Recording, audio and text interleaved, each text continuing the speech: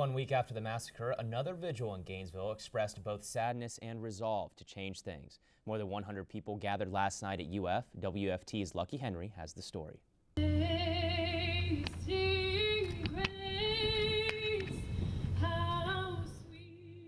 Gone but never forgotten.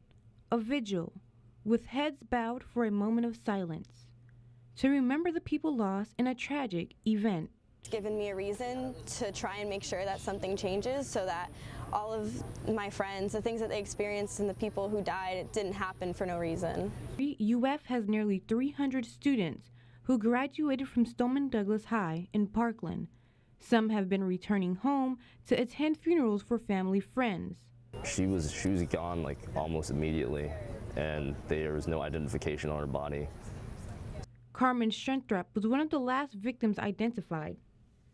Former classmate Nicholas Cruz is blamed for the shooting spree. He was never nice. One of my friends actually said that when she was sent to tutor him, she tried to be nice to him and kind to him, and he cursed her out, essentially. And he's just always been known as someone who people were honestly afraid of him.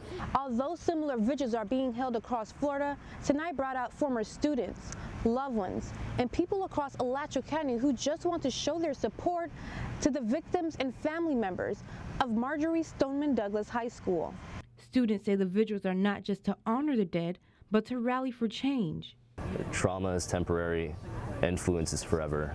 And this came up in conversation with some of my best friends back in Parkland and how we were going to enact change. You know what I mean? It's hard, but we are all determined to make sure that something happens, and I'm going up to Tally on Monday and doing everything I can to make sure that my friends didn't die for nothing. Lucki Henry, WUFT News. The Alachua County Council of PTAs already held a local vigil and is ready to start talking about possible improvements to local school safety. The group is meeting at 6 at Lofton High School.